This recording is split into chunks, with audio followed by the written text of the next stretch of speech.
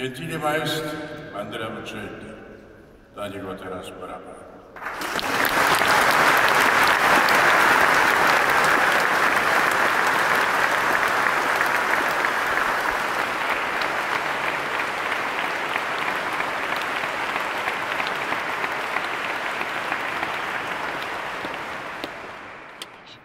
Carissimi artisti dell'Italia, Repubblica Ceca, Praga, Andrzej Kurowiec.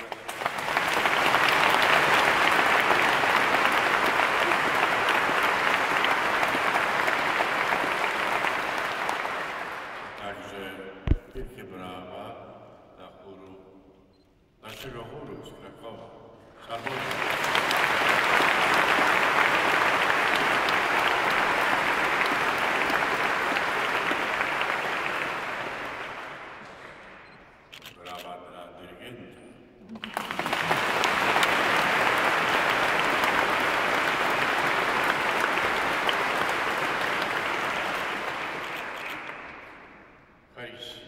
Care famiglie presenti all'odierno concerto, distinti signore e signori, vorrei esprimere mia grande gratitudine per l'organizzazione di questo concerto straordinario intitolato Grande Mistero, il Vangelo della famiglia, scuola dell'umanità dei nostri tempi. Il Pontificio Consiglio per la Famiglia, con il suo presidente Arcivescovo Vincenzo Paglia, che parlava prima poi do nas po angielsku, ja powiem do jego połysku.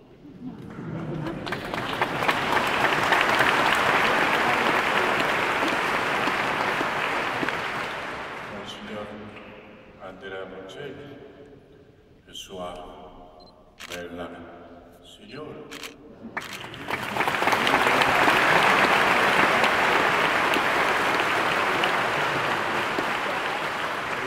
Amici ci hanno dato questa grande opportunità di ritornare ancora una volta in questo santuario dedicato al San Giovanni Paolo II, alla teologia della famiglia, al suo significato, al suo messaggio per il mondo odierno. Mi la rego tanto perché oggi siamo testimoni di questo grande avvenimento che sicuramente lascerà nei nostri cuori grandi emozioni, ma anche rende attivi a rispettare sempre di più la famiglia e la sua grande cura di essa.